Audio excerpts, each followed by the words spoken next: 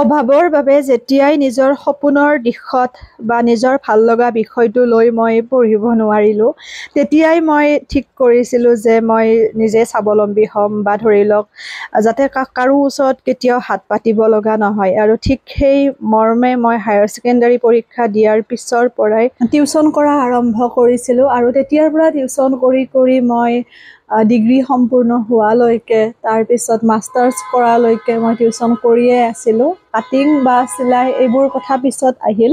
প্ৰথমতে মই পঢ়াখিনিয়ে ফ'কাছ কৰিছিলোঁ। আৰু মই আজিৰ এইখিনি স্থিতি ধৰি লওক BEd কৰিলোঁ, মাষ্টাৰ্ছ কৰিলোঁ, গোটেইখিনি মই নিজৰ পইচাৰে বা নিজৰ কষ্টৰে উপাৰ্জিত পইচাৰে মই সেই গোটেইখিনি কৰা হয়। আৰু সেইকাৰণে মোৰ ভাল লাগে বা মই নিজে সেই বিষয়টোক লৈ অকণমান সন্তুষ্টি পাওঁ, সেইটো কথা।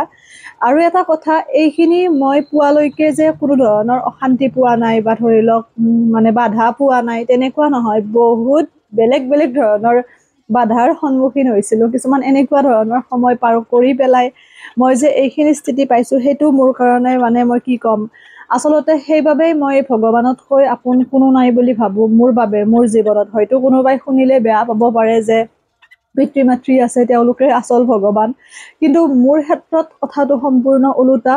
আৰু প্ৰত্যেকজন মানুহৰে জীৱনৰ আচলতে জীৱন ধৰণ বেলেগ বেলেগ, গতিকে প্ৰত্যেকৰে চিন্তাধাৰা বেলেগ, হয়নে? আৰু আমি কেতিয়াও এগৰাকী মানুহক এদিন লগ পাই বা অকণমান সময় লগ পাই একো গম নাপাওঁ বা জাজমেণ্ট আমি দিব নোৱাৰোঁ। যেতিয়া সেই মানুহগৰাকীক আমি অহৰহ লগ পাম বা আমাৰ দৈনিক কথা বতৰা চলিব, তেতিয়াহে আচলতে বুজি পোৱা যায় সেইটো কথা। আৰু সেইবাবে মই এনেকুৱা ধৰণৰ কিছুমান পৰিস্থিতি পাৰ কৰি পেলাই মই ক'লোঁ নহয়, এইখিনি সময় পাইছোঁ। হয়তো গোটেইখিনি মই ক'ব নিবিচাৰোঁ বা নকওঁ, কাৰণ নিজক ইমান উদঙাই দিয়াটো মোৰ ভালো নালাগে। কিন্তু কিছুমান কথা আপোনালোকক ক'বৰো মন যায়, কাৰণ যিহেতু আপোনালোকো পৰিয়ালৰ নিচিনা দিয়কচোন। বিভিন্ন ভিডিঅ'ৰ মাজত কিছুমান কথা কৈ থাকোঁ, আৰু সেই হেতুকে বুজিও পায় আপোনালোকে যে কিবা এটা নিশ্চয় দুখ আছে বা কোনোবাই সোধেও সেইটো কথা। গতিকে মই নিজক এনেকুৱাকৈ ষ্ট্ৰং বনালোঁ, এতিয়া কোনো ধৰণৰ ধুমুহা বা ধৰি লওক কোনোবাই বেয়াকৈ ক'লে, ভালকৈ ক'লে বা কিবা এটাক লৈ আনে কোৱা কথাখিনিৰ মোৰ জীৱনত কোনো ধৰণৰ প্ৰভাৱ নপৰে। কিন্তু মই এটা কথা সদায় লক্ষ্য ৰাখোঁ, যাতে মই কোনোদিন বিপথে যাব লগা নহয়, আৰু লগতে যাতে মোৰ সন্মানখিনি হানি নহয়। কাৰণ মানুহৰ আত্মসন্মানটো বহুত ডাঙৰ বস্তু, হয়তো কাৰোবাৰ কাৰণে নহ'ব পাৰে। কিছুদিন মই ভিডিঅ' তেনেকৈ দিয়াও নাই, অকণমান মোৰ মনো ইমান ঠিক নাছিলে। আৰু তাৰোপৰি কাটিঙৰ ক্লাছসমূহো কৰি থকা হৈছে, কাৰণ মানুহৰ বিভিন্ন সমস্যা থাকে দিয়কচোন, সেইটো কথা। গতিকে সেই সমস্যাখিনি আমি নিজে সমাধান কৰিব পৰাটো আচলতে প্ৰকৃত যুঁজাৰু বুলি মই ভাবোঁ। এতিয়া প্ৰত্যেকটো সমস্যা যদি মই ছ'চিয়েল মিডিয়াত আহি কৈ থাকোঁ, সেইটো এটা দুৰ্বলতাহে হ'ব, কাৰণ আমাৰ দুৰ্বলতাৰ সুযোগটো আমি নিজে দিয়াৰ দৰে হ'ব। কিছুদিনৰ পৰা বহুত ভিডিঅ' দেখি আছোঁ, বা তেনেকৈ প্ৰথম যেতিয়া ভিডিঅ' বনোৱা আৰম্ভ কৰিছিলোঁ, যিহেতু মই ভিডিঅ' বনাম বুলি ভবা নাছিলোঁ কোনোদিন। ৰেচিপি ভিডিঅ'খিনি মই এনেই দিছিলোঁ যাতে এদিন চাব পাৰিম, স্মৃতি হিচাপত থাকিব, সেইটো মানসিকতাৰে। আৰু তাৰপিছত তেতিয়াৰ পৰিস্থিতিটো যেনেকুৱা আছিল বা ভিডিঅ' ক্ৰিয়েটৰখিনি যেনেকুৱা আছিল, এতিয়া যিহেতু সকলো মানুহে আচলতে আমি দেখাক দেখি আগবাঢ়ি যাব বিচাৰোঁ, সেইটো কথা নহয়। মানুহৰ ৰুচিটোৰ ওপৰতো নিৰ্ভৰ কৰে। কণ্টেণ্ট বোলা বস্তুটো এনেকুৱা নহয় যিবোৰ বৰ্তমান চলি আছে, কোনোবাখিনিত চিন্তিতও হওঁ, ইয়াৰ মানে পৰিণতিটো কিন্তু বহুত বেছি ভয়ংকৰ হ'বলৈ গৈ আছে। এটা কথা বুজি নাপাওঁ, ছোৱালী হিচাপে মহিলাখিনি বা ছোৱালীখিনি যেতিয়া তেনেকুৱা উচ্ছৃংখলমূলক কিছুমান ভিডিঅ' দেখিবলৈ পাওঁ, লাজ লাগে আচলতে। বহুত ভাল বিষয় আছে, ভাল কণ্টেণ্টৰ ওপৰত ভিডিঅ' বনাওক, নিজৰনো সন্মানটো ক'ত থাকে দিয়কচোন, কওক। জীৱনটো এবাৰে, আৰু আমাৰ আত্মসন্মান বা আমাৰ চৰিত্ৰ স্বভাৱ, সেই বস্তুখিনি আমাৰ অলংকাৰ বুলি আমি ভাবিব লাগে। নিজক মাৰ্জিতভাৱে কৰি কিনে ধুনীয়াকৈ প্ৰদৰ্শন, ভালদৰে ভিডিঅ'সমূহ প্ৰস্তুত কৰক। প্ৰত্যেক মানুহৰে ক্ৰিয়েটিভিটি আছে, প্ৰত্যেক মানুহৰে নিজা কিবা এটা হ'লেও প্ৰতিভা আছে, সেইখিনি আপোনালোকে দাঙি ধৰক। ছ'চিয়েল মিডিয়াৰ মাধ্যমেৰে এখন ভাল প্লেটফৰ্ম হয় ছ'চিয়েল মিডিয়াটো, য'ত ধৰি লওক বহুতো পিছপৰা অঞ্চলৰ বা তেনেকৈ গান গোৱা, ডেন্স কৰা, আমি আগতে জনাই নাছিলোঁ, এনেকুৱা এখন মঞ্চ নাপায়। কিন্তু ছ'চিয়েল মিডিয়া যেতিয়াৰ পৰা হ'ল বা যেতিয়াৰ পৰা মানুহে ভিডিঅ' দিয়া কৰিলে, তেতিয়াৰ পৰা আমি জনা হ'লোঁ যে বোলে যে ইয়াতো খুব ভাল তেওঁ গান গায় বা ভাল ডেন্স কৰে বা ভাল প্ৰতিভা এটা আছে জনা হৈছোঁ। আৰু তাৰ উপৰি কৰ্মমূলক কিছুমান ভিডিঅ' দিব পাৰে, কাৰণ বৰ্তমান সময়ত উঠি অহা প্ৰজন্মই ভালদৰে ধৰি লওক কিছুমান কাম নাজানে বা তেনেকৈ কাম কৰিবও নোখোজে, গতিকে তাৰ পৰাও অকণমান অন্ততঃ অনুপ্ৰাণিত হ'ব, সেইটো কথা।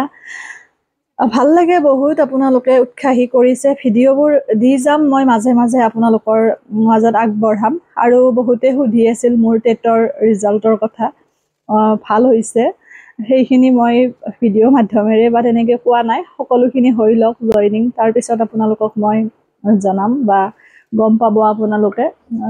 সেইটো আপোনালোকৰ আশীৰ্বাদ আছিল, লগতে ভগৱানৰ কৃপা আছিল, সিমানখিনিয়ে। ভগৱানে আচলতে মোক যে এনেকুৱা ধৰণে কিছুমান বাধাৰ পৰা কাটি পেলাই এইখিনি স্থিতি পাইছে, তেওঁক মই কেতিয়াও তাৰমানে মই পাহৰিব নোৱাৰোঁ। তাৰ বাহিৰে আজিলৈকে জীৱনত কোনো মানুহ এজনে বা কোনেও মোক ধৰি লওক অনুপ্ৰেৰণা, সাহস তেনেকৈ মানে মই দিয়া নাপালোঁ।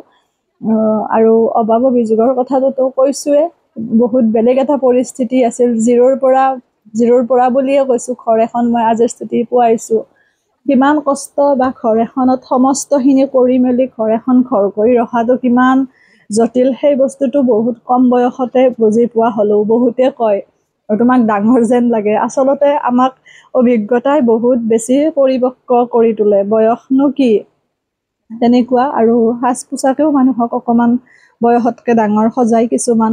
যিহেতু আগৰ পৰা কিছুমান কাপোৰ বা তেনেকৈ ড্ৰেছ নিপিন্ধিলোঁ, ভাল নলগা হ'ল, কাৰণ যিহেতু মোৰ লাইনটোৱে তেনেকুৱা। প্ৰথমতে সাহিত্যৰ লগত জড়িত, মই প্ৰথম চিনাকি মোৰ লিখা মেলা, মোৰ ভাল লাগে। আৰু তাৰ উপৰি যেতিয়া মিটিঙত যাওঁ বা তেনেকৈ বিভিন্ন অভিজ্ঞ লোকৰ সান্নিধ্য পাওঁ, তেতিয়াও এযোৰ ভাল মেখেলা চাদৰে পিন্ধি যোৱা যায় অনুষ্ঠানসমূহত, সেইটো কথা। আৰু তাৰপিছত কলেজত কৰিলোঁ প্ৰাইভেট, তাতো যিহেতু মেখেলা চাদৰযোৰে পিন্ধি গ'লোঁ, গতিকে তেতিয়াও ভবা যায় মই যদি যেনেকৈ তেনেকৈ যাওঁ বা ধৰি লওক নিজৰ শালীনতাটো বজাই নাৰাখোঁ, তেতিয়াহ'লে ষ্টুডেণ্টে কি শিকিব মোৰ পৰা, তেনেকৈ ভাবিও আচলতে সেইটো বজাই চলিছিলোঁ। গতিকে সেইফালৰ পৰাও কথাবোৰ তেনেকুৱা। আৰু কষ্ট কৰি ভাল লাগে, কাৰণ যিহেতুকে সেইটো অভ্যাসৰ দৰে হৈ গ'ল। আৰু যদি কষ্ট নকৰিলোহেঁতেন হয়তো আজি এইখিনি নোৱাৰিলোহেঁতেন, আজি পঢ়ি শুনি ইমানখিনি পাবৰ কাৰণে সক্ষম নহ'লোহেঁতেন, সেইটো কথা। কষ্ট কৰিব লাগিব, আৰু অভাৱ থাকে মানুহৰ, অভাৱ অভিযোগ, কিন্তু সেইটোক দোহাই দি পেলাই যদি আমি বহি যাওঁ বা একো এটা নকৰোঁ, কিন্তু সেইটো নিজৰে মূৰ্খামি হ'ব। কাৰণ পৃথিৱীত ভগৱানে যিহেতু জন্ম দিছে, হাত দিছে, ভৰি দিছে, এতিয়া সকলো মানুহ ধৰি লওক জন্মগতভাৱে যিহেতু আদ্যৱন্ত নাথাকে, অভাৱ অভিযোগ থাকে, গতিকে সেইটো নিজৰ চেষ্টাও কৰিব লাগিব, কিন্তু নিজৰ সপোনটো মৰহি যাব দিব নালাগে। কাৰণ এটা ৰাস্তা মানুহৰ বন্ধ হ'লে আন এটা ৰাস্তা আমি নিজেই উলিয়াই ল'ব লাগিব, কাৰণ জীৱনটো এবাৰে, আৰু ভগৱানে আমাক যিহেতু পঠিয়াইছে, কিবা এটা নিশ্চয় আমি কৰি যাব পাৰিলে ভাল নিজৰ কাৰণে, সেইটো কথা। সেয়াই আৰু এনেকৈ কাটিঙৰ ক্লাছসমূহ চলে অফলাইন অনলাইনত। আৰু অনলাইনৰ যিহেতু আৰম্ভ হ'লে নতুন বেটছ, গতিকে ইয়াৰ পিছত আকৌ আৰম্ভ কৰিম, আপোনালোকে জনাব যিসকলে শিকে বা বহুতে জইন হোৱাৰ পিছতো মেছেজ কৰিছিল। গতিকে যিহেতু আৰম্ভ হ'ল, ইয়াৰ পিছৰ বেটছতহে ল'ব পাৰিব। আৰু অফলাইনৰ ক্ষেত্ৰত ষ্টুডেণ্ট মই বেছি নাৰাখোঁ, যিহেতুকে আপোনাৰ বহুতখিনি আছে, আৰু ময়ো ঘৰৰ সমস্তখিনি কৰিব লাগে, মাৰ যিহেতু অসুখ হৈ থাকে, সেইটো কথা। তথাপিও যিমানখিনি পাৰি মই ল'ম। আৰু এটা কথা, যিখিনি ওচৰ পাজৰৰ তেওঁলোকে অনলাইনত জইন হৈও অফলাইনত মাজে মাজে আহি থাকিলে ধুনীয়াকৈ ক্লিয়াৰ হ'ব।